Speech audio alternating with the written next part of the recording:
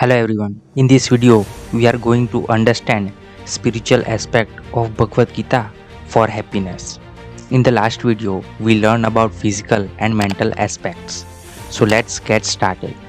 In Bhagavad Gita, Sri Krishna tells about our body, five senses, mind, intellect and soul. The body is the physical part.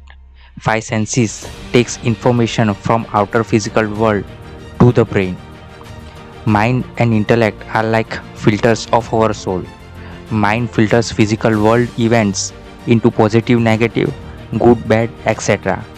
Intellect is like a judge of perspectives of our mind and can change the interpretation of perspectives of mind. Now, Krishna tells to control the five senses from which the information comes to the mind, because we know that many of our past events which we considered bad at that time, due to them our lives change drastically. So Krishna tells to control our senses and do not react to the situations at instance. The controlling of our senses can be done by practicing, as it is very hard to conquer our senses. For example, you have a bad habit of alcohol consumption 5 days in a week. Make it 4 times for next 4 months. Suppose you have a bad habit of being angry.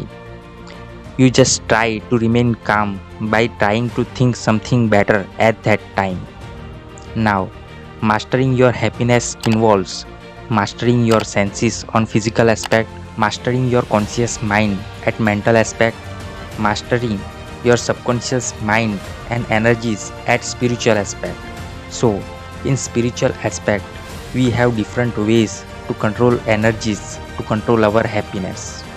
In Bhagavad Gita, Sri Krishna tells about different types of meditation in chapter number 4. By doing meditation, you are slowing your mind and the universal energy is received by your cosmic body.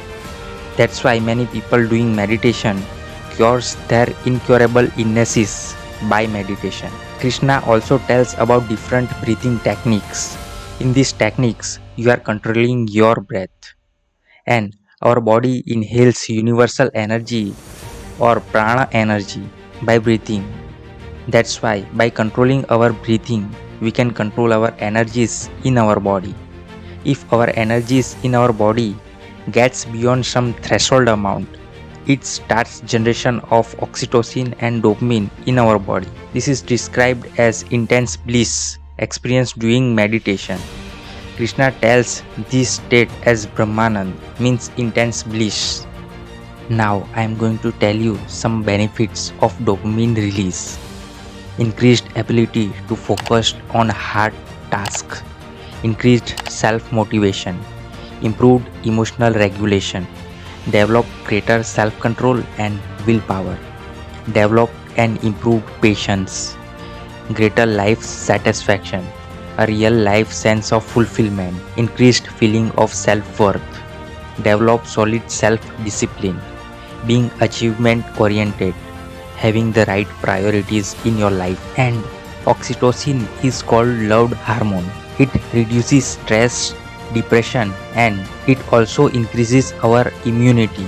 I will explain the science behind this in my future videos. So, do practice meditation and read Bhagavad Gita for deeper meanings and solutions in your life. And subscribe this channel to improve your life and share with your loved ones to improve their life. Thank you.